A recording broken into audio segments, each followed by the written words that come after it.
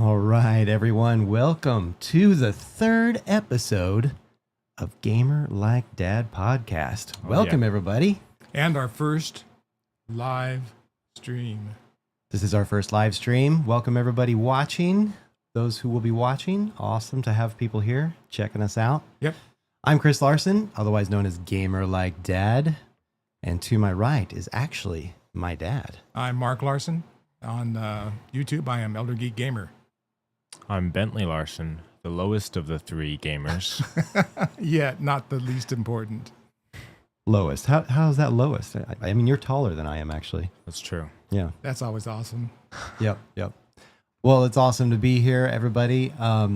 We have some fun things. First off, we just had Thanksgiving. We did. We had Thanksgiving and lots of absolutely awesome food. Yeah, how was your Thanksgiving? We didn't actually spend it together this time.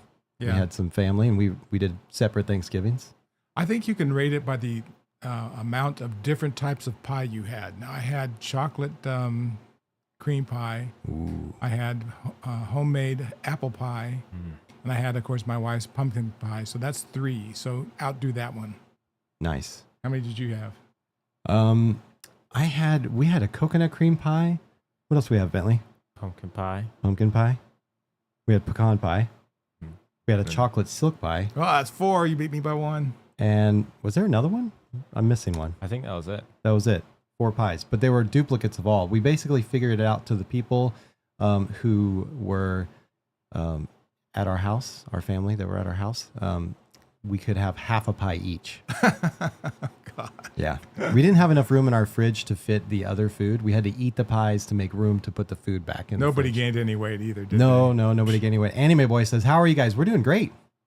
How are you Yeah, guys? absolutely. Yeah. Thanks for being here. Awesome. And we really appreciate it. And we also have to take note that this is for our U.S. viewers who are probably doing Turkey Day with us. But we also know we have non-U.S. viewers. And to Absolutely. all of you, welcome and thanks for joining us today. And whatever you're celebrating, we hope you're enjoying it. Yeah. What do you do actually? Like, is there, another holiday other than Thanksgiving at this time that you're doing? I don't know. Let us know what the traditions are. I always like to hear other traditions, right? As long as it's not about fried snake or something like that. Fried snake. It's Snake Day. That sounds delicious. All right. Well, it's Black Friday today, actually, for those in the U.S., right? It is. Everybody out there That's doing right. their shopping. You guys get your shopping done? Nope. No. No shopping. Yeah. Still have to do things. Do you guys feel as pressed or the need to go out to the stores and go shopping on Black Friday? No, I saw a broadcast from a news station. I think it was in St. Louis last night, and where they'd gone to Best Buy in previous years, and there was just rings around the whole store of people waiting in line. There was I not a remember. single person at that Best Buy Really? location. Yeah. And all the other stores that also had, people waiting typically, Yeah. had nobody. Yeah. Which says a lot about online shopping. Well, back in the day, you used to be there for the doorbusters, right? Yeah. There used to be like big ticket items that you'd want to get into the store first. Yep. And you had times, allotted when the store would open. Now stores are just open all the time. Right. Yeah. Anime Boy asked us what we're doing for Christmas, Ooh, which we did just set up for Christmas at our house. We did. We started, breaking out the decorations. Yeah, Now Yeah. that Thanksgiving is officially over, so yeah. it is. Yeah, we set up the tree. I'm sure we'll do lights and everything outside. Yeah. I have to go out of town once again. And those who, know us from our channel, they know I've been traveling a lot. So that's the battle for me is balancing the traveling and everything else. Yeah. In fact, my wife right now is over at my 99-year-old mother-in-law's, which is about 15 minutes from here, helping her put up her Christmas stuff. Nice. And then we'll definitely spend it with her. We have time we'll spend with you guys, and we have time we'll spend with her daughter and her fiance.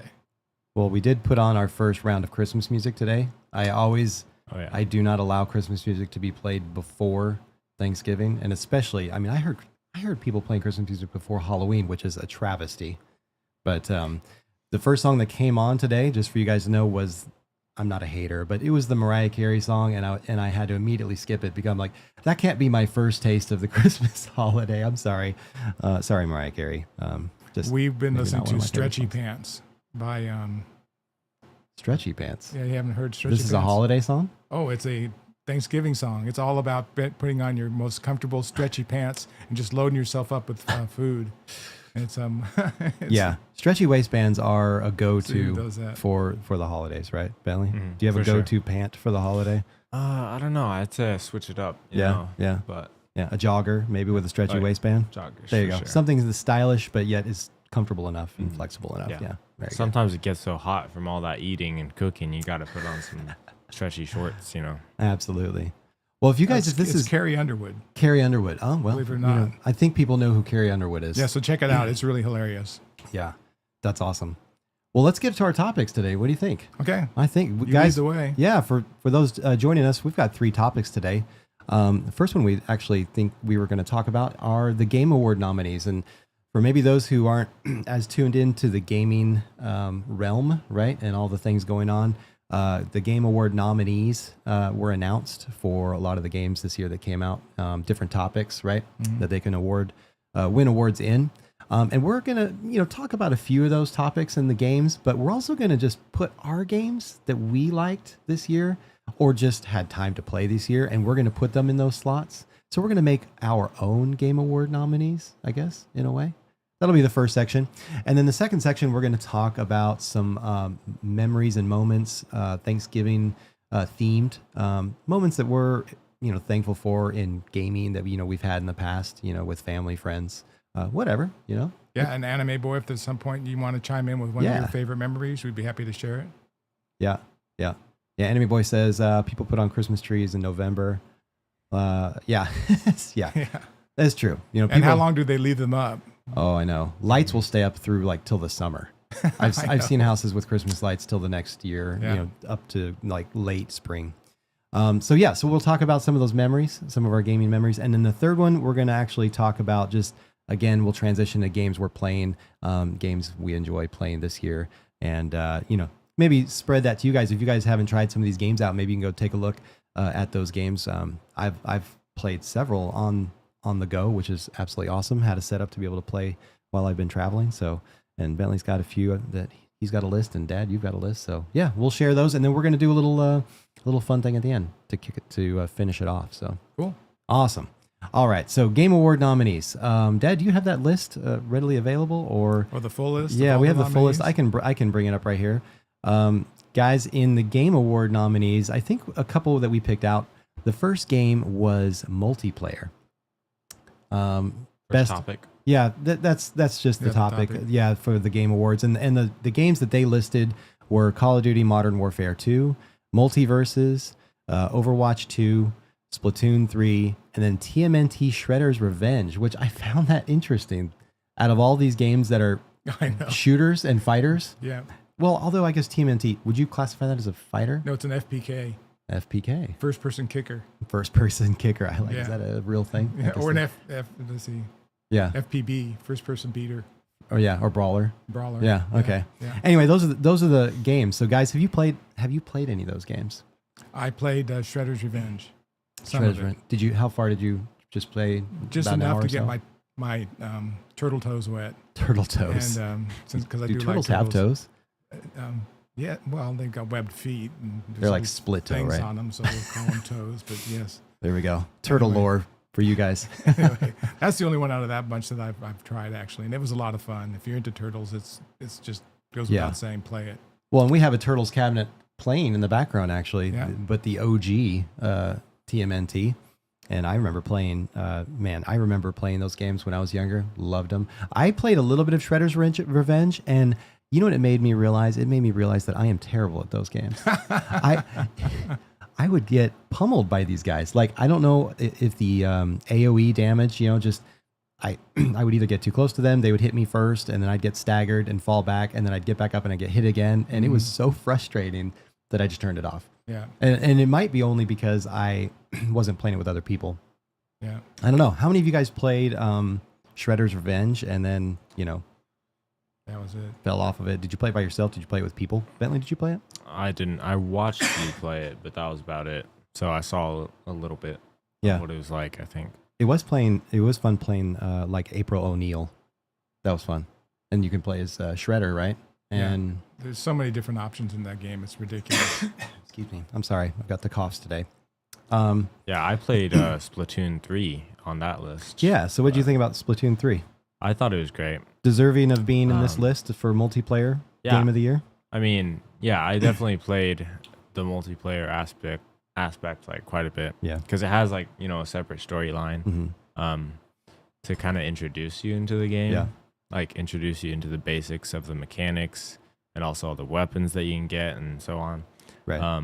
But then, yeah, the multiplayer is definitely really fun. They have a bunch of different game modes, and it's unique in that it's not like a lot of other like shooters and stuff because it's dealing with like paint, and you have a bunch of strategies involving that. So yeah, I hear you don't even have to really shoot people if you don't want to if you're playing that game. No. Yeah, like you can be one of the like holders of an area, right? Yeah, there's like what is that called?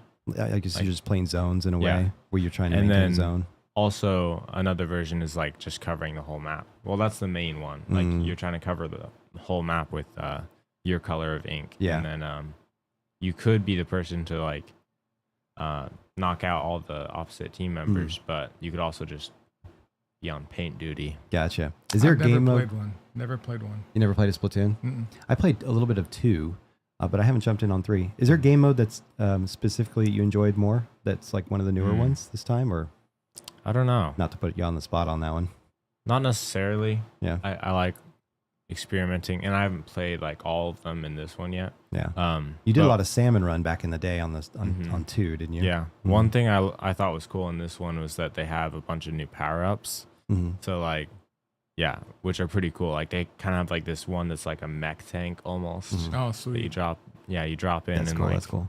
spray down the whole field. Is pretty cool. Yeah, I heard there were a lot of new mechanics, abilities to going nuclear with the paint gun. Paint the field. That's right. Well, cool. Yeah. As for me, I played a little multiverses, and I was never a huge Smash player. I know a lot of people out there just love Smash, and how many characters are in Smash Ultimate right now? I enjoyed multiverses actually. Just playing all the wacky characters together was really fun. I only played like an hour. Well, they have Warner Brothers characters in it. Don't Oh they? yeah, and they're adding new ones all the time, and so that's a spectacular. And you can play it free on Game Pass and other systems. Obviously, it's free to play. So if you guys haven't checked out Multiverses and you like Smash Bros and you haven't heard of it, that's a great one. But yeah, I don't know. Do you guys think? I wonder which one would win out of these categories out of the multiplayer. Again, in the past, I would be a Call of Duty person, but I think we go through stages in our gaming lives. There are types of games we used to play that we don't find interesting anymore, and then we move on to other things. Because Call of Duty would have definitely been at the top. Yeah, and I haven't touched it. Yeah, I haven't touched the last several Call of Duties. Yeah. So, would you guys put any other games in the multiplayer list if you were? If you can think of any games you've played this year. Well, Elden Ring is on one of my top games, and it is multiplayer. You don't think of it as multiplayer, but it is. I don't. How many people can play together? 2. Okay. I think. Have you tried it? Is it? No.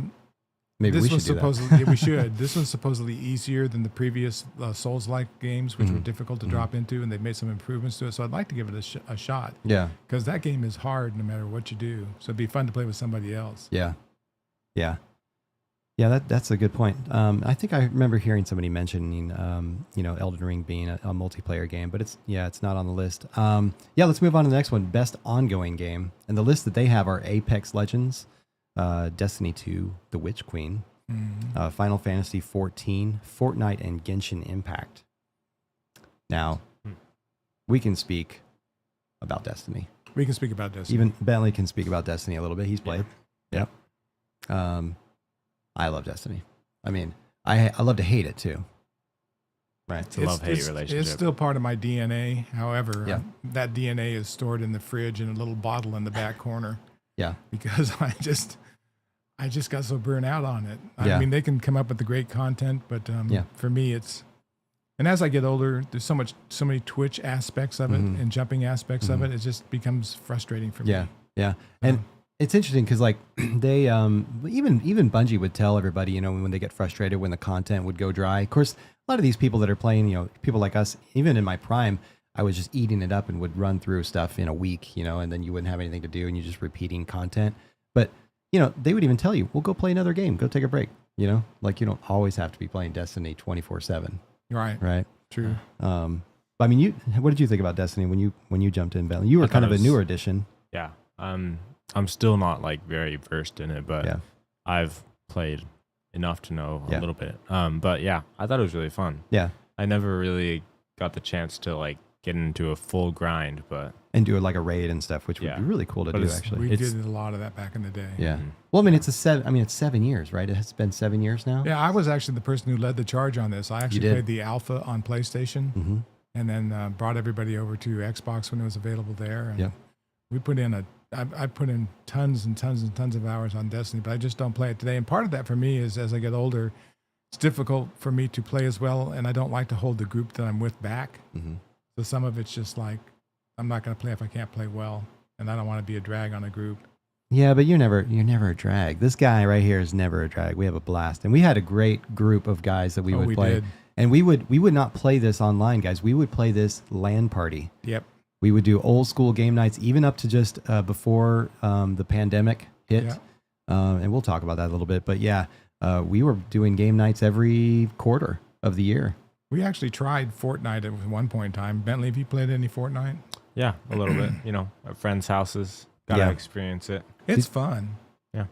See, my excuse was I never played it because I hated the building. But now that there's no build mode and everybody loves it, I guess I should drop in. Did you ever play old no build mode on Fortnite? No, I haven't played it recently. Yeah. I hear it's doing great.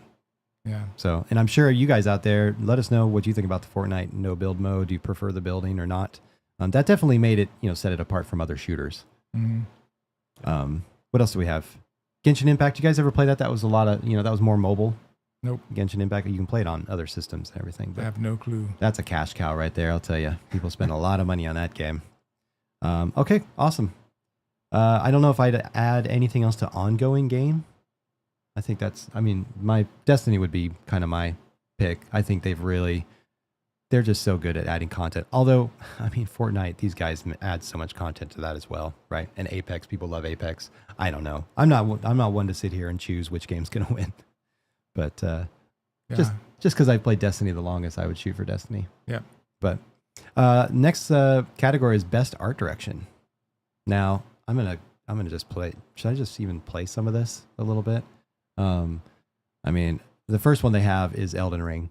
And if we can, and I can just go ahead and just... Hey, we had somebody join us. Hey. Canudo. Happy Thanksgiving, man. So, let's play. We're going to play just a little bit of Elden Ring B-roll here. And yeah, this is a pretty game, right? If you've ever played any of the Souls games, I remember I started with a PS3 and Demon Souls, which of course has been remastered and launched on the PS5. That's creepy. Yeah, everything's creepy about all these games, and they're so relentless, and you have to really take your time, build yourself up. Yeah. Some people who are new to the Elden Ring series got really frustrated really quick because they just kept throwing themselves at the wall. Yeah. They didn't take the time to level up. Yeah. And very frustrated with the game. Well, you don't take a level 10, 15, 20 monster and hit them with a newbie. Yeah. Unless you want to be newbie fodder. Look at these. Look at these characters. Isn't it gorgeous? Yeah. You've got the collector's edition too, where we just saw that one character's. The statue that comes. Yeah. And it's, unfortunately, it is still in the box. Oh, wow. I have not opened it. That might be something I have to do on the channel, is open the Elden Ring collector's edition. That's a great statue. But yeah, this game looks fantastic. But art direction, for building a world that's foreign to us, totally different than anything we've ever seen. I think they did a great job. Yeah. Yeah, that's a good one. Vast worlds, right? Didn't have any, technically, it was built pretty well. Didn't have any glitches, things. Well, there were a few, but not anything major. Yeah. I recall. Well, the other ones on there were God of War Ragnarok. I'm not going to play anything on that one since that's a new game. Too new to say anything about. However, if it follows in the footsteps of God of War 2018, yeah. Yeah. Now this is for score and music, so score and music, it's going to be awesome. Yeah. Or was that? No, that's art direction. I'm sorry. This was art direction. So God of War, Ragnarok, Elden Ring, Horizon Forbidden West, which you also played. Yeah. Yeah. And I played about the first hour of that one. Yeah. Just recently. And then Scorn and Stray. I would not touch Scorn. That's not up my alley. I even told you I was going to try it. But then I looked at a video and I was like, no. I wouldn't do it. I noped myself right out of there. It's a squishy game. There's not in a good way. There's a fine line between Dead Space and Scorn. Yeah. Scorn crosses that line for me. I can't do it. Yeah, it was gross. And then they had, Stray. What'd you think about the music? Now, I bought the record album for Stray, the collector's record. It's not here yet, but it's through a website called I Am 8-Bit. Guys, and if you want to check out, just a little plug, we're not sponsored by them, but I Am 8-Bit is a site you can go to, and they do this amazing artwork of these records, and they put these soundtracks from these games on records, and they do limited runs of these records, and they're beautiful. The art design on the records, and then, of course, having a record itself if you're into collecting those kinds of things. Really cool site, I Am 8-Bit. Yeah. We've got a few records from them, but I'm still waiting on the Stray one. So we're still on art direction, or we're down to we're down to score and music. We're on art direction, but score and music, I guess that's why I was thinking of it was the records. But now, Bentley, in your life, with your current age, did you even ever have CD audio, CD albums? Did you ever play a CD? To listen to music, like a disc? In the car, we used to. Yeah. But that was about it. Yeah, but records predated you by quite a long ways. And that's what I grew up with as a kid. Yeah. Was records for everything. I think I was like 14 or something when CDs came out. Sounds about right. I think it was somewhere around there. It was awesome. Yeah. 13, 14, I can't remember. And now it's just download. Stream. Yeah. Something to be said about that digital world. Yeah, absolutely. So yeah, I did skip around a little bit, but okay. On the best score in music, continuing with that music theme, Plague Tale Requiem. I didn't play any of the Plague Tale games.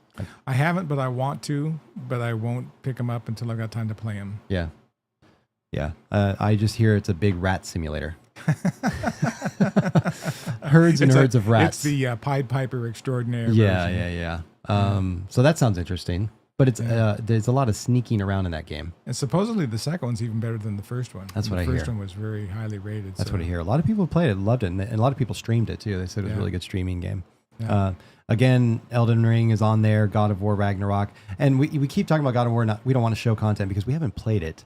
Right. And this brings me to a question here later down in the podcast I'm going to bring up to you guys. But I'm still trying to finish 2018 God of War.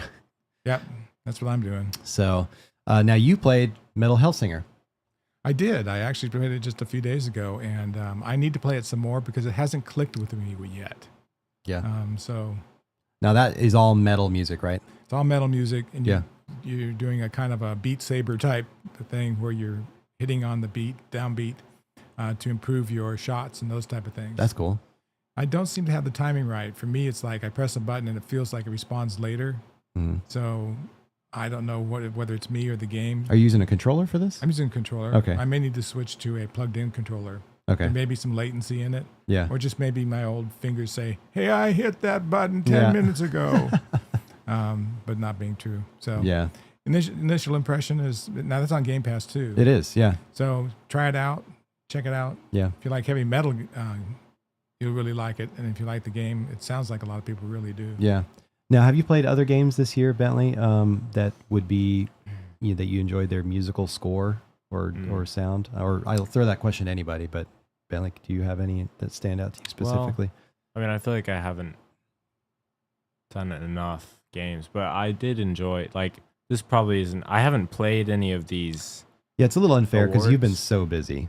Well, no, to hit I mean, a lot of these games. I haven't played the ones in this category, so I can't compare the games that I've played to anything. Sure. But for me, out of the games I've played, just the Slime Rancher 2 has some pretty good music. It does. They changed the vibe on 2 versus from 1, didn't they? Mm-hmm. What would you say they did differently in the soundtrack for this one? Well, I don't know. They just changed up the songs a little bit, Mm-hmm. made it a little bit more mysterious in some places. It is. It has a chill vibe. Do you feel like it went the way of Breath of the Wild vibe on that quieter, chill music? Yeah. It's not like single piano notes. No. Yeah. Now, Breath of the Wild music, It's its own thing. that's pretty good. Yeah. And then I have to mention, this wasn't released this year, but Stardew Valley, that hits different. Oh, Stardew Valley. What is up with those songs? You know, when, each season has its song, and when that song starts, It's like, oh yeah. you knew exactly. You were either harvesting cranberries, you were nurturing relationships with that lady friend or male friend in the town, whatever. Yeah. You knew exactly where you were in Stardew Valley when those songs dropped. It's a comfort song game. That's for sure. Yeah, I wish you could just put Stardew Valley on these best score and music all the time. Oh, no doubt. Sounds like it. Okay. And guys, do you have, let us know what some of your favorites, and throwing it back to the chat too. If you guys are in chat, let us know if you have a favorite game, that you enjoyed the soundtrack. Next one we're going to talk about is best narrative. Have you guys played any games, best narrative? And the games on best narrative are Plague Tale Requiem, once again, the Rat Simulator, Elden Ring, God of War Ragnarok, Horizon Forbidden West, Immortality. I don't know that game. Do you guys know Immortality? I don't know it either. Okay. Well, I probably should have done a little homework on Immortality, but I've heard from other podcasts that they really enjoyed it. I think it's got some heavy themes in it, but might be something to check out. But narrative, I hear that the narrative is where God of War Ragnarok really excelled. And when you're talking about narrative, are you talking about the game Best storyline, narration? or are you talking about the narration of the character? Somebody who you always have that voice out there that narrates the thing and does the intro. No, I think it's narrative. I think story. I think this is talking story because I don't really see anything else as far as story, right? You guys, you would, when you think of best narrative, you would think of story, right? Ask in chat. You would think that too? Yeah, I think that sounds right. Yeah. Mm-hmm. So did Elden Ring, how was the story on Elden Ring if you were to compare it to God of War? God of War is much deeper. Yeah.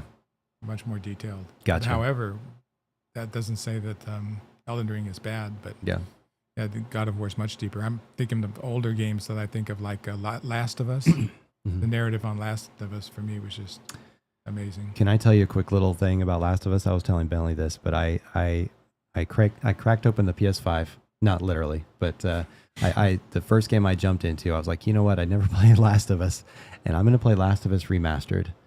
I mean, think about what a great start, right? Never played Last of Us, starting on the PS5, playing Last of Us. How far did you play? By the time I started with the opening scene, and then by the time I was with Joel into the open world, walking through the town. Did you cry? I couldn't play anymore. I don't think at 45 I can handle storylines like this. And I know I'm in for an even thicker storyline, like even deeper and harder to handle. If your heart didn't just my heart bust. Yeah, and again, this is an old game. I still am not going to spoil it for anybody who hasn't played it. And yeah, the opening is just crushes you. Yeah, absolutely. And then you're just like, okay. And it's hard enough with post-apocalyptic worlds and stuff like that. But I don't know. I have moved over to the lighter side of gaming in my old age. I don't blame you. Yeah.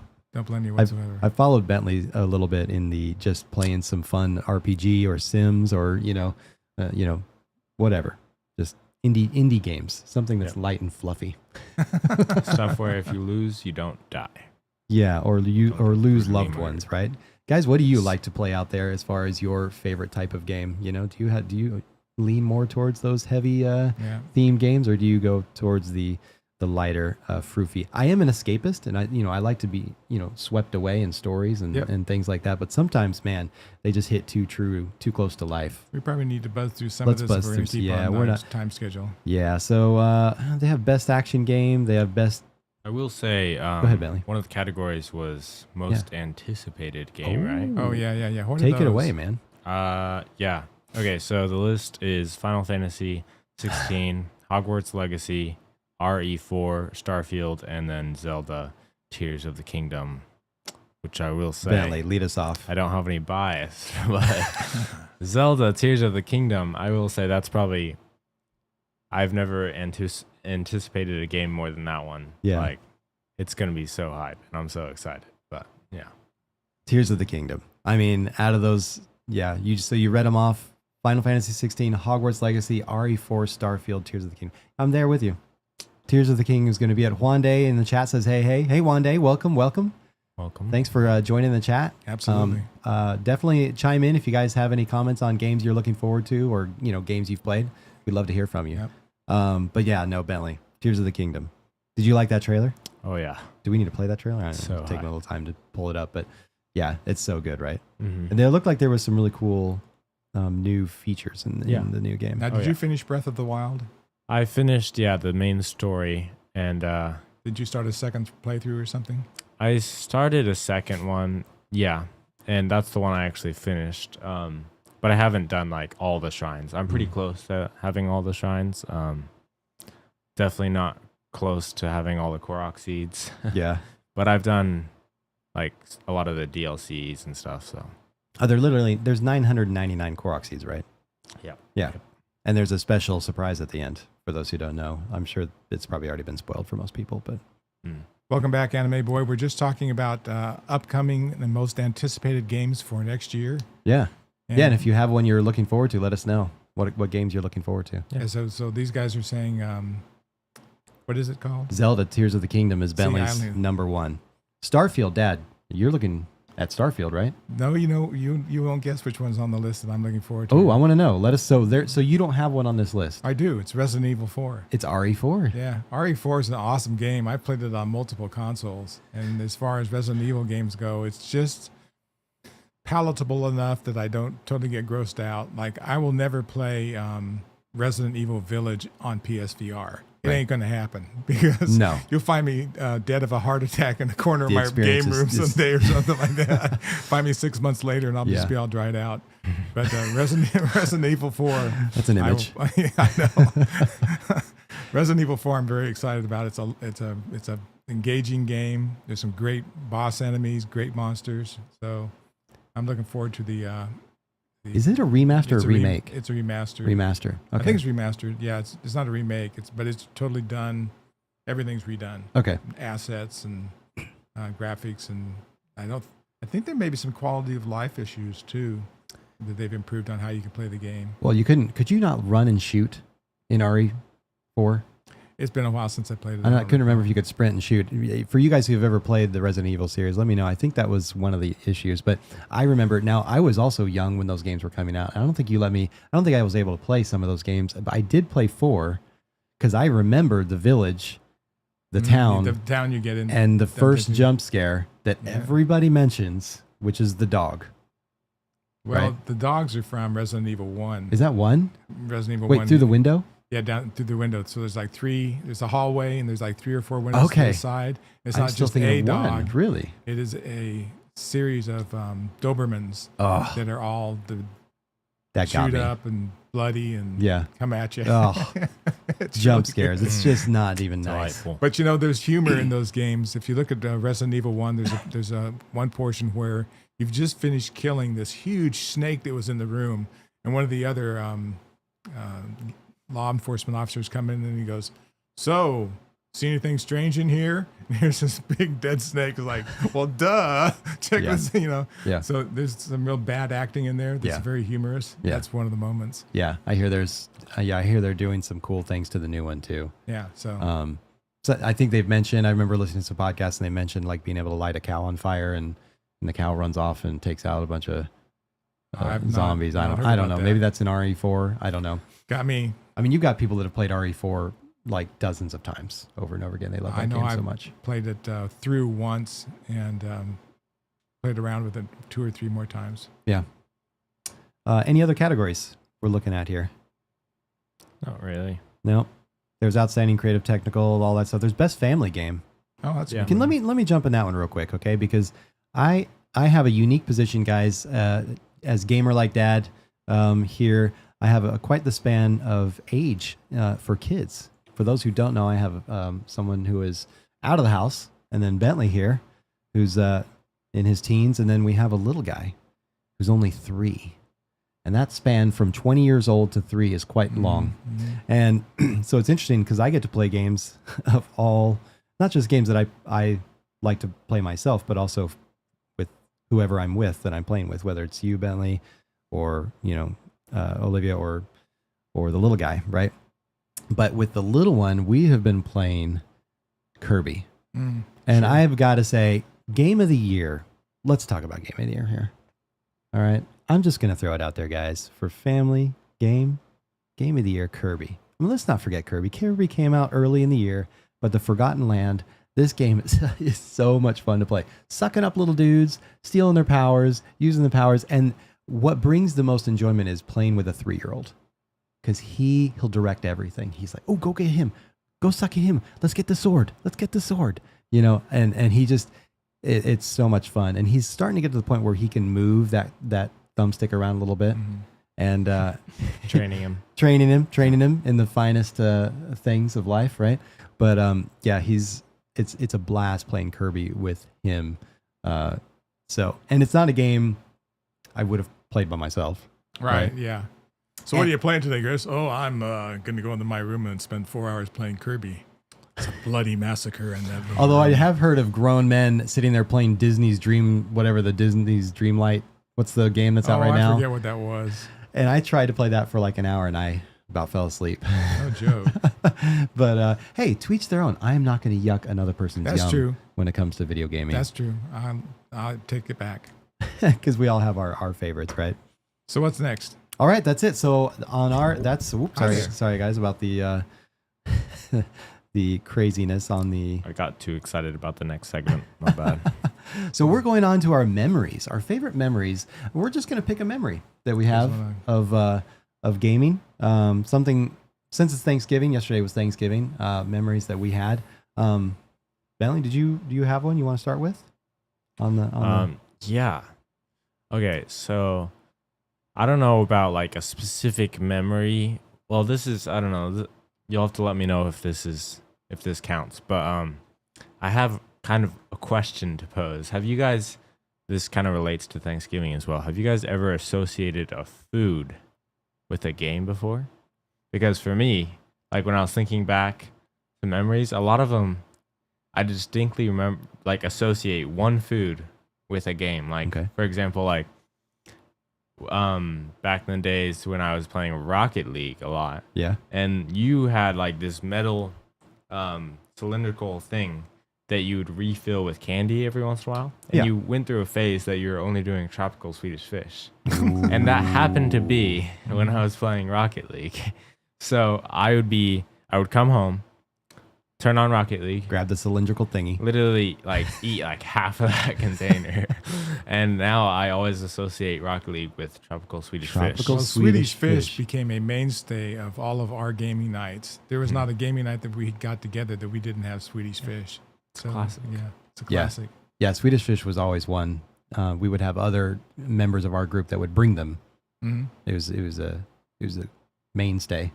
So one of your best gaming memories has to do with the fact that you associate certain foods with certain games. Mm-hmm. That's cool. I like it. It's like with music when you hear a song from back in the day and you're like, you remember exactly where you were when you heard that song for the first time or whatever. Like Stretchy Pants. Like Stretchy Pants. We hope you guys are wearing your stretchy pants out there for the holiday. No doubt. Eating all those leftovers today. Today is leftover day, right? Yeah. And again, if you're not celebrating Thanksgiving, just make one up for yourself today and you have our permission to be a glutton. I honestly think you should never have an excuse to wear stretchy pants in a day, right? Yeah. Yeah. Awesome. How about your memories? Well, my memories are fading fast. Don't even go there. Forever fleeting. And I continually have many amazing memories with gaming. I was trying to dig back to the so if I go far back, mm-hmm. The morning that I got I don't know why this one stands out the most, but when I got Super Mario Brothers 3, and that holiday, for some reason I remember just it was just so hotly anticipated. Super Mario Brothers 3. What system did that originate on?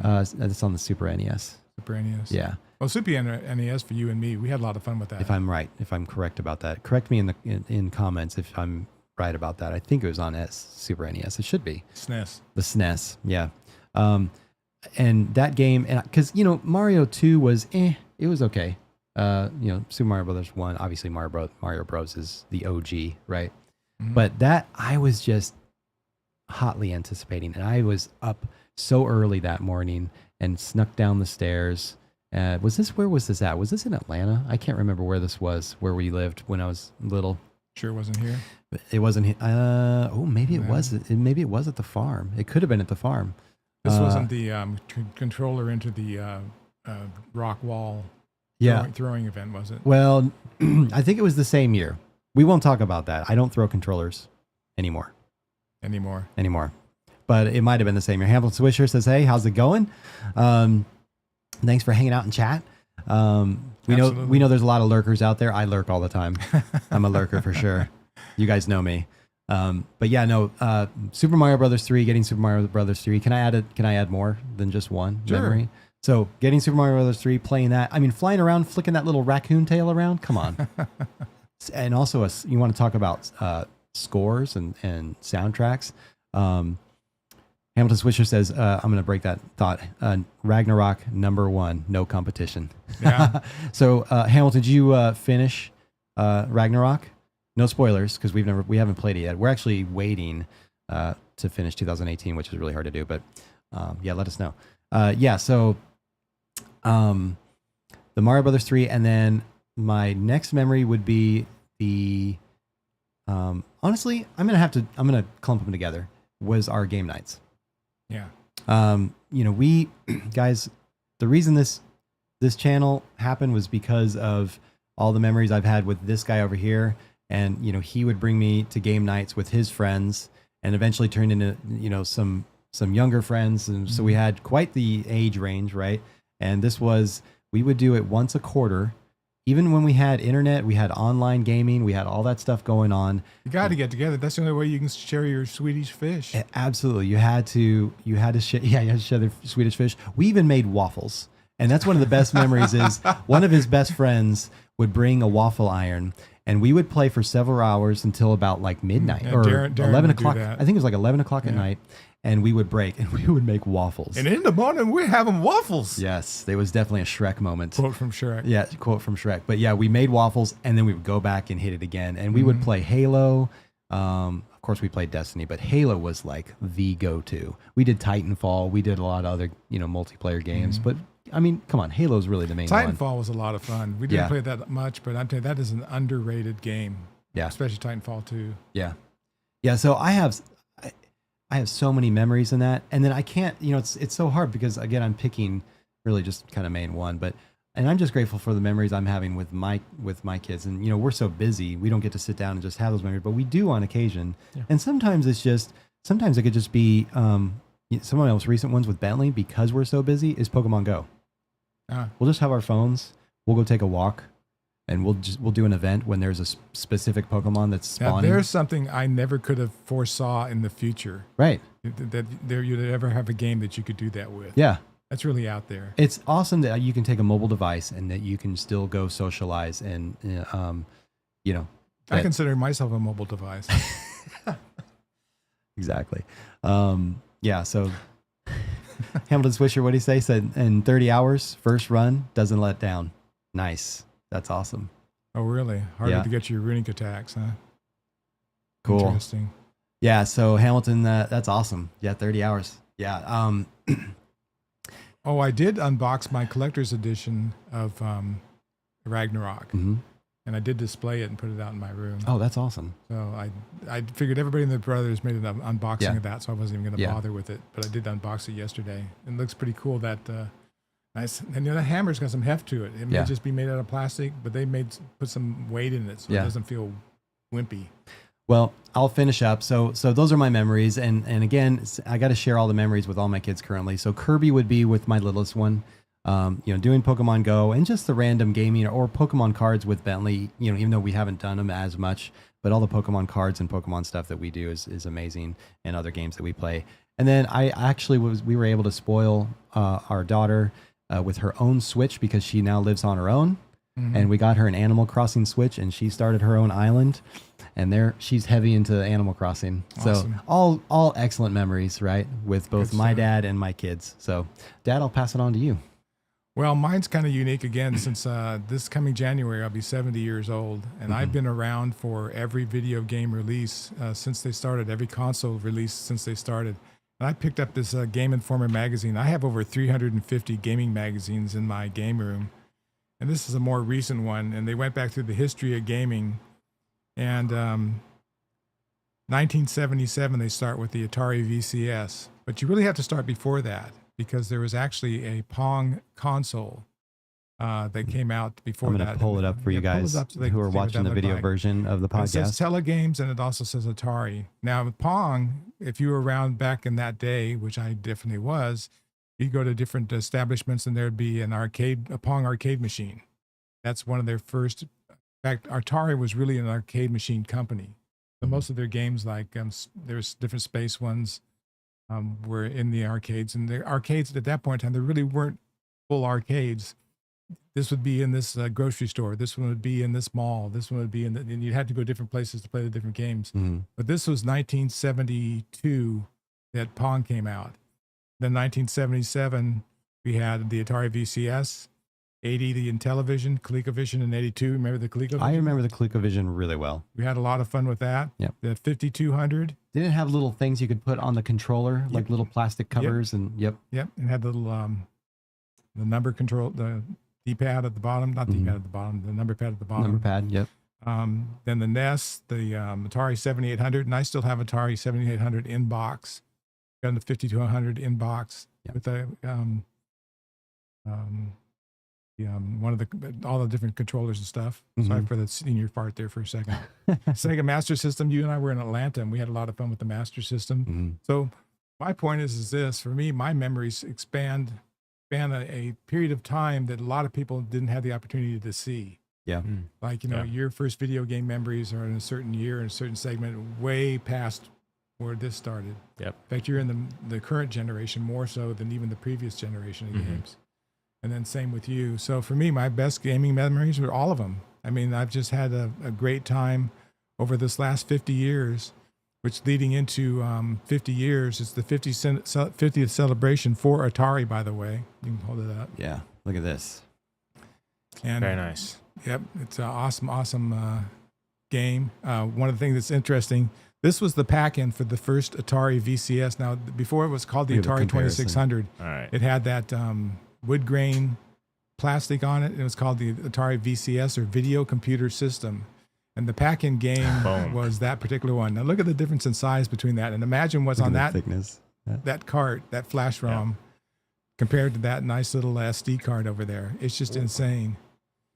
And the Atari 50th, awesome. If you want to go back and learn the history and have some fun doing it, this is one of the best interactive experiences. It'll take you back in time, and you actually have video interviews. So you can go through the timeline kind of like it does in this magazine, and you'll actually hear from the developers if you want to. You can actually click on a button and actually play the game right there at that point in the timeline and see what it was like. Yeah. So for to celebrate that 50 years of Atari, thanks Atari, because you started it all. You know, they were the first company to make $1 billion in video games. They had 80% of the market. Wow. And some of you may or may not know this, but in 1983, the video game market crashed. Yep. And that was the end of the things for a while. They did not see that coming. No, and what the problem was that so many of the games were boards. Okay, so you had this character that would run this far to the right and had to jump over these obstacles. Then you go to the next board. What was the next board? It was the same thing. It was only faster and there were more enemies. And the next one was faster and only more enemies.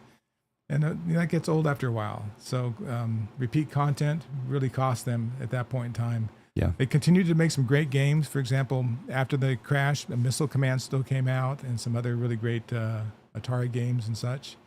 But it really put a dent in things for a while until we had the renewal with the Nintendo.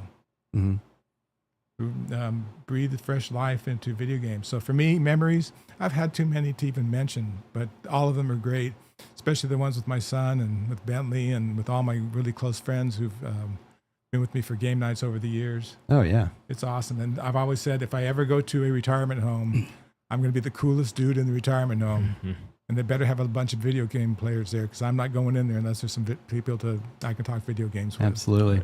I always make the joke that if we ever, kick the bucket, right, pushing up daisies, that I want basically all the gaming stuff set up and just to have a big gaming sesh for my funeral.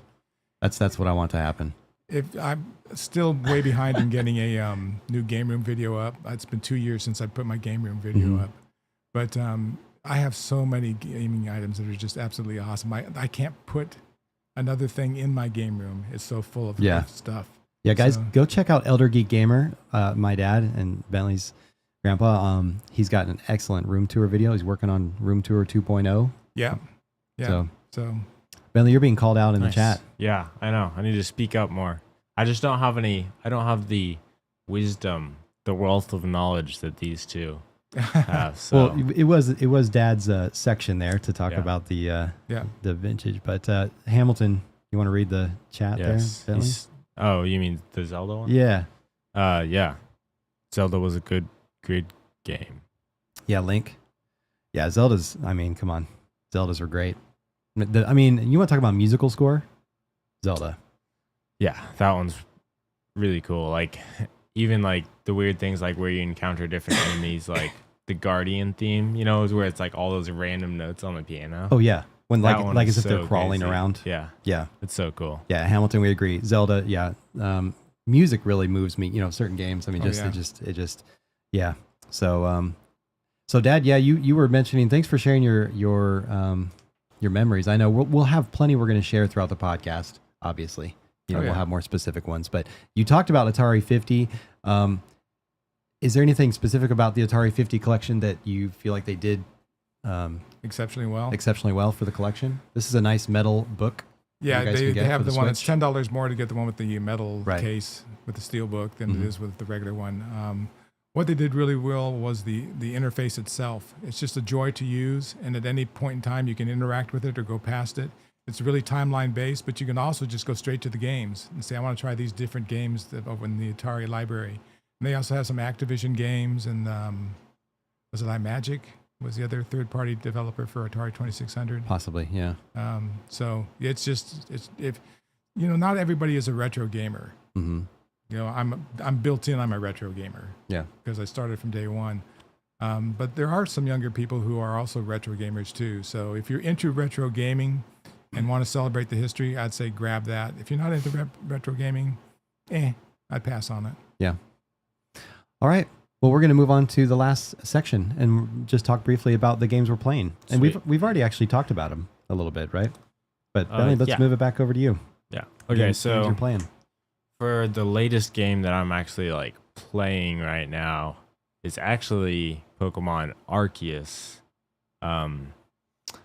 And that's kind of a funny story, how I started playing that. Well, like I was playing Splatoon and Slime Rancher earlier, but so should I mention why? Maybe I'm about to. You got it. So when Scarlet and Violet just recently came out, right? Mm-hmm. So you got the game.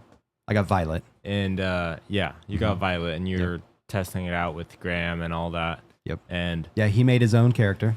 Mm-hmm. Yeah. And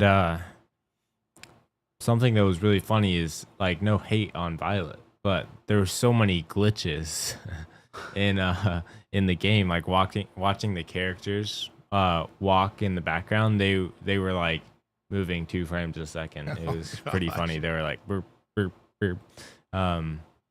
But that basically inspired me to look at Arceus to compare the two.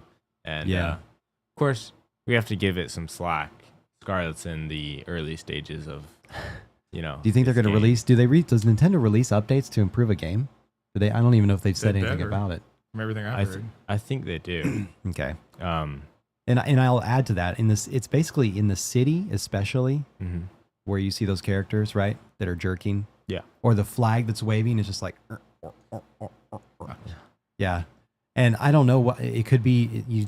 You know, I was playing that on a OLED Switch, so it wasn't even an old console, right? Yeah. So, go ahead, Bentley. What was I doing? Oh yeah, Arceus. Yeah. So I'm supposed to talk. So about you're that making now. the comparison. Yeah. And that released this year. I can't believe that's still released this year. When you told me that, I was pretty surprised. I thought that released like a while ago. Yeah. Feels like it. Because I started playing Arceus like a little bit. You got into it a little bit more than me, or a lot more than me. And then I dropped off, and now I've been playing it a little bit recently. Mm-hmm. And yeah, it's super fun. I love it a lot. It's like definitely unique in how they do like the whole game compared to the other Pokemon games. And it was interesting to see that Scarlet and Violet went back a little bit in their gameplay development, because And I guess that makes sense because Arceus is kind of an exclusive game, you know? Yeah. Is it like a precursor? Yeah, but I thought it was cool because Arceus has some really cool functions like how you catch the Pokemon, like sneaking up on them, blah, blah, blah, blah, blah. You don't have to fight all of them. Yeah, in Violet, you actually have to go into a fighting screen to throw a Pokeball at it instead of just surprising it and throwing a ball and catching it right off the cuff. Yeah. Yeah, that's a big difference. Yep. Yeah. And graphically, would you say Arceus is still up and above? Yeah. Yeah. I would, yeah. Definitely. And they tout that Scarlet and Violet, it's like an open world Pokemon. It's still not open world. They're large regions, and you still have to load in and load out of a screen when you go from one area to another. Like I heard those screens are pretty long. They're a little long, from the school to to an open area where the gyms are or where you're trying to fight. I've played in Violet. Sorry, I'm going to give it back to you, Bentley. But I played in Violet. I played 3 gyms and I fought 2 Titans. And I've fought some of the bad guy teams. So I've done enough of a vertical slice of the game to kind of see what it is. It's still a Pokemon game. It's still addictive. You know, if you like Pokemon, you're going to play it. You know, I actually enjoy playing it on the smaller screen because then I don't notice all the glitches. If I'm playing it on a really big TV with HDR, it looks terrible. Gosh. It's atrocious. It's actually egregious. But playing on the little screen, I just don't notice it as much. Yeah. So. Yeah, for sure. So is Arceus your main one? That's about it. I did start playing Marvel Snap on my phone. Oh, snap. Oh, what do you think about that? I watched snap. some videos on it. Yeah. Well, you kind of introduced it to me. I mean, yeah, I've been seeing ads and stuff, but I like it. It's really cool. My connection with it is I've played a decent amount of mobile games for sure. And I played Clash Royale, which I'm sure a lot of people have played that or at least heard of it. Maybe not.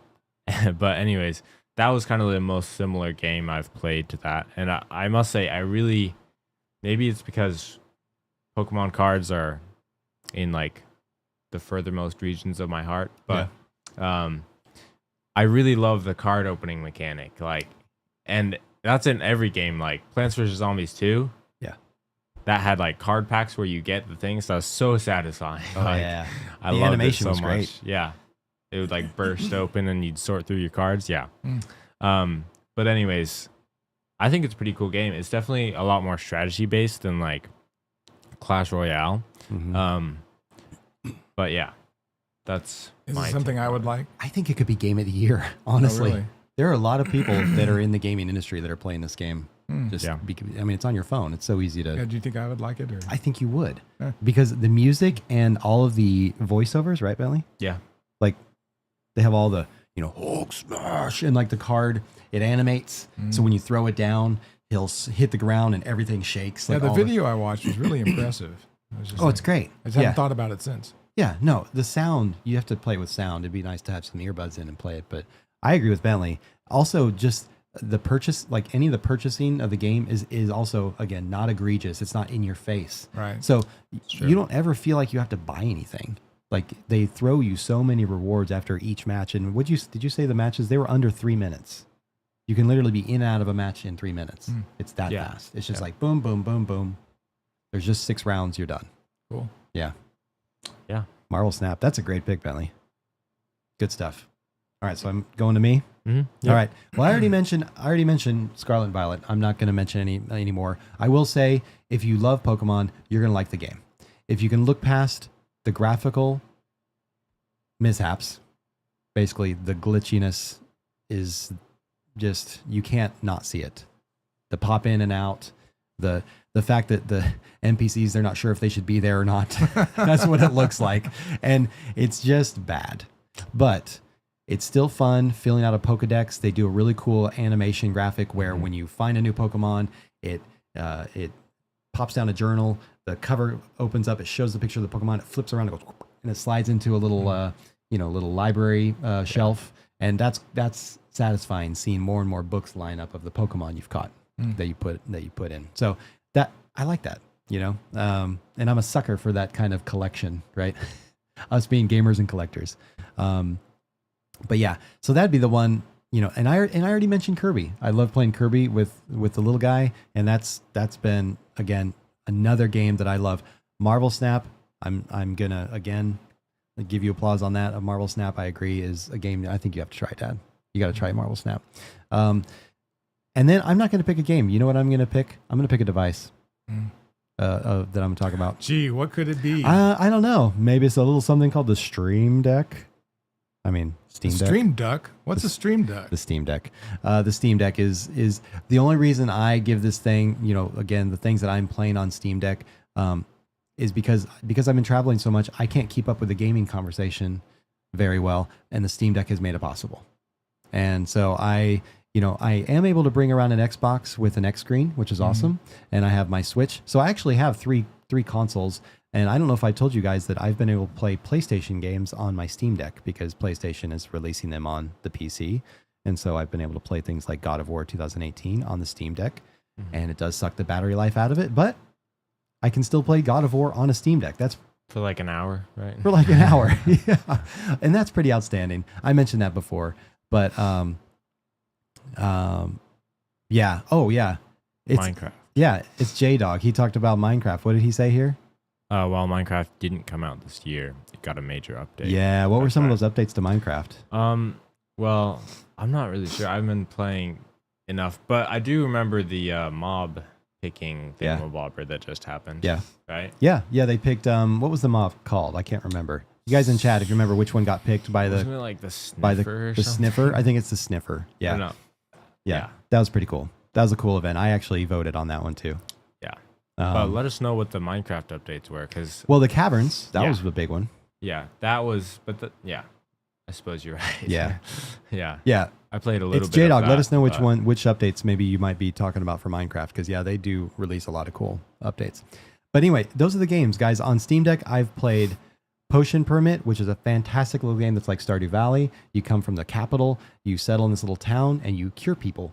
And you go out and it's like a little RPG. You go out and you fight little, they're not hard enemies. You go pick plants and you collect these herbs and you make potions, and you can make a bunch of potions ahead of time. And if somebody gets sick, they end up in your little hospital. And how you cure them is you run a little magnifying glass over their outline of their body when they say, "Oh, my left elbow hurts," and you see it, and it flashes on it, and then it takes you to a music rhythm game, and then you diagnose it with a rhythm game. And then if you diagnose it, then you use it. It'll tell you which potion you need, and if you've made a potion already, great, and you can cure them. And then you gain reputation in the town by curing its inhabitants. And it's basically Stardew Valley, but you're not farming. You're making potions and curing people. Oh, you got frogs in Minecraft? Oh, that's right. There are frogs. Oh, and That's the swamp, cool. right? What are the trees? It's J-Dog. He can let us know. There's a tree they added to Minecraft, and I can't remember which one it is. How did I not know this? I haven't played recently, but I'll have to hop on and check out the frogs. And then, Dad, you talked about Stray, but I've been playing Stray on the Steam Deck as well. So again, a PlayStation. That came out on PlayStation first. But I've been able to put in some nice headphones, some really, so I can get the sound of Stray. And I've played it on the plane. I've played it just kind of on the go, and love that cat simulator. I'm passing it to you, Dad. So what are you playing? Well, I'm still playing God of War 2018, trying to get through that so I can play Ragnarok. I'm not going to rush it. I'm going to take my time. I don't get a lot of play time, so I probably only play 4 hours a week, which isn't much at all. Yep. But I've also been playing my Sega Genesis Mini 2. Oh. And they've done some really cool things with it, not only just with some new games, but they've taken old games that they've released before and enhanced them. So like Space Harrier. Do you remember the game Space Harrier? I love Space Harrier. When we lived in Memphis, we used to go to a little store right around from our apartments, and you and I'd play Space Harrier. So they got Space Harrier on the Genesis Mini 2, and they've changed and they give it an enhanced scaling. So it just plays and runs and looks so much better. They even took Phantasy Star and gave it a new speed mode and lowered the difficulty level. So the Mini 2 is really well worth it. I have the majority of the mini consoles, and this is really worth your time. TurboGrafx, I have that one. TurboGrafx. Oh, and it's J-Dog said it was the mangrove trees. Oh, yeah. That's right. Ah, cool. Thanks for the update. I'd like to check that out. Minecraft. I'll search it on YouTube later. Yeah. But yeah, so the Mini 2 is really awesome. And for those only listening, if you're watching, if you want to watch us on YouTube, we're playing some video footage of this, so you can see the Sega Genesis Mini 2. Yeah, so I love mini consoles. I think they've got a real place in history. Not all of us want to go back and repurchase an original system, but it's hard to hook up to a current TV. Mm-hmm. And you can do it through a mini console and get enhanced graphics and still play a lot of cool stuff. In fact, some of the mini consoles, some of those games, you'll find $40 and $50 games on the mini console that if you were to get a hard copy of it for the OG system, it'd be really costly. Yeah. So that's what I've been playing. That's awesome. And then did you have any other game? You said you had played Elden Ring and I played Stray and I played Elden Ring, and but now I'm playing pretty much God of War exclusively. God of War is the one. 2018. Trying to get 2018 done. Yeah, I've got to get out there with Hamilton and the others and get some Ragnarok time going. Yeah, Hamilton says that's we gotta put down some time on that one. Yeah, absolutely. Well, so this is my question. I want to and Dad, actually, I'll tell you what. In the fridge, guys, we're going to do a little celebration, little cheers to everybody for the holiday, for Thanksgiving. We brought out some glasses, and in my family, we call it hedgehog, but we got some eggnog. Look at that. Good old Mayfield eggnog. Santa's on the front. This is the good stuff too, right? Oh. This isn't reduced fat. There's no reduced fat. Well, last Who night do you at think dinner, I am? We had seven or so people at the table, and I said, you know what? I turned to my wife and I said, if we're not going to buy regular eggnog with full fat, don't bother buying it because it just does not have the same appeal. Yes. So we're pouring some eggnog right now, and beautiful. Oops, I think I gave myself too much, but and we want to just do a little chat, just talk to chat here and toast the chat. And toast to the chat. Happy Thanksgiving to everyone. And here, should we do a little cheers? Cheers. Thanks for joining us on episode 3 of the Gamer Like Dad podcast. To you all, may you have a wonderful rest of the week. Mm-hmm. I'm trying not to swallow in the mic. Oh my goodness, that is amazing, by the way. Oh, now that's the good stuff. That's the good stuff. That's the good stuff. Yeah. For sure. So guys, what are your you guys have mentioned that we had it's J-Dog talking about Minecraft and Hamilton talking about God of War. Dad, you're trying to catch up on God of War. And guys, this is the question I want to ask you guys as we end this podcast. Where is your drop dead time? It's J-Dog says cheers. When you don't go back to a video game, when is that moment? And the reason I ask this question right now is with God of War, I have not touched God of War Ragnarok. I really want to get in on the discussion. Everybody's talked about it. They've played it. Of course, reviewers online, they're going to have it weeks ahead of time. But, those reviews release and then everybody's playing it. And then spoilers come out, on YouTube. Those. You got to watch the thumbnails because the thumbnails spoil everything. But I really wanted to finish 2018. But I'm at this point where I don't know if I can. I'm so busy that I just am thinking about watching a video and then going on to Ragnarok. Well, that's a good way to do it. I hadn't thought about that. But I wanted to ask you guys, do you go back to games? Like maybe if you've started a game, you guys in chat, or do you just, forget about them and move on to the next one?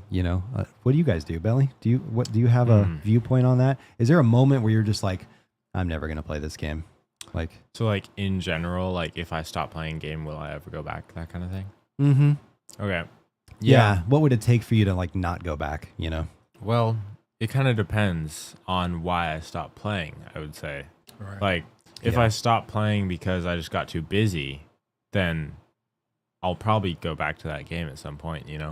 But if I stop playing because I don't know, get burned out, or if I'm really bored, maybe I'll start playing it again if I'm burned out, but it's less likely, with games like Terraria, I would play a little bit and then get burned out, and then I would go back to it.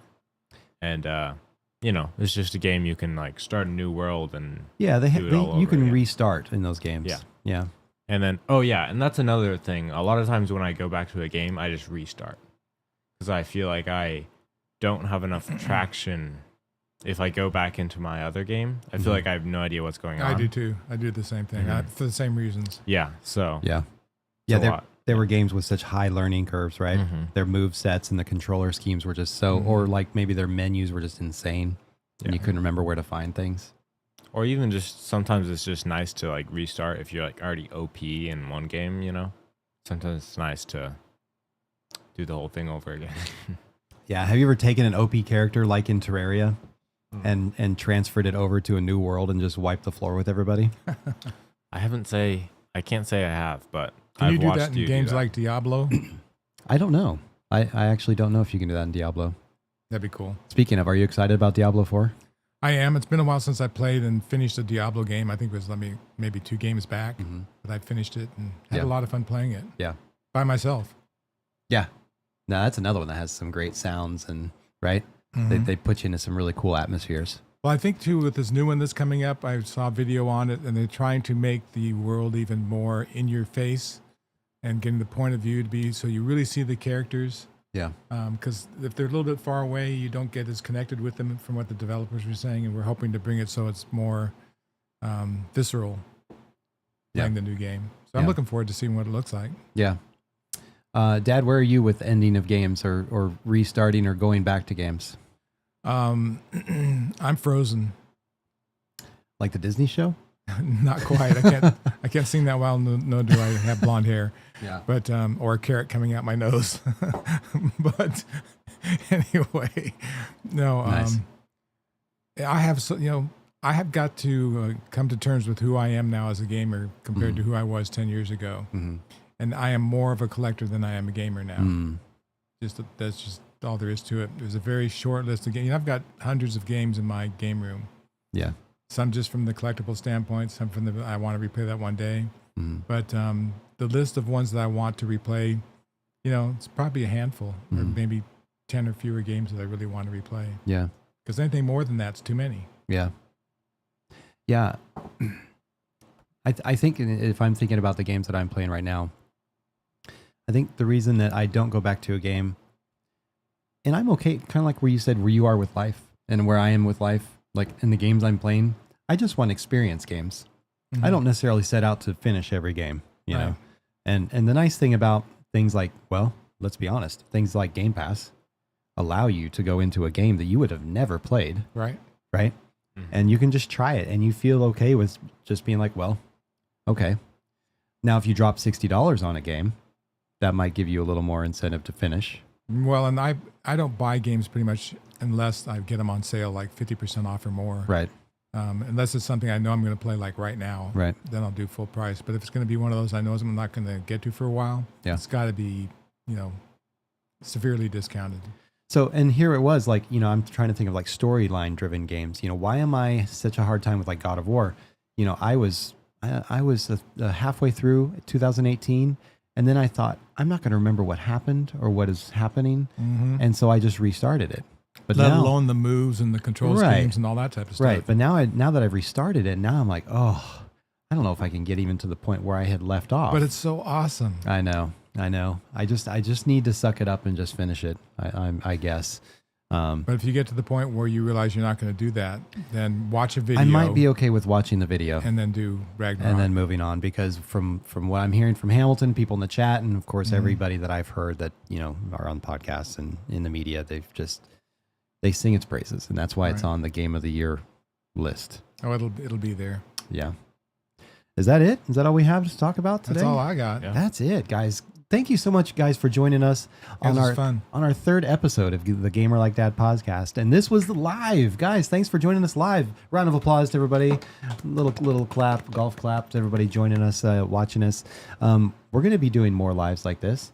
Well, we're also going to be doing some giveaways on live podcasts. We're going to be doing some openings, some more interactions with the chat and stuff like that. Try to make a consistent schedule. But if you guys want to check out the podcast, subscribe to us on Gamer Like Dad on YouTube, and you can find all the podcasts on all the podcast channels. Basically, if you're on iTunes, Spotify, Google, everything, we're there. But yeah, go to Gamer Like Dad podcast. Give us that subscribe. Give us that 5-star rating. There's another podcast I listen to. They say, give us that 5-star rating. If you're not going to give us a 5-star rating, don't rate us. Okay. No, Get but out of my hey, life. we'd appreciate that rating and a comment, guys. If you can leave a a review, that'd be awesome on the podcast, and that helps helps us be found by the Google gods and all the analytics. It gives me the incentive to keep on going. That's right. And we need some constructive criticism as well, because we still have lots of places to improve. Absolutely. But, It's J-Dogs giving a round of applause. Thank you so much for being here. But yeah, that's going to do it for us. You guys can find Bentley and I at Gamer Like Dad on YouTube, right? Yep.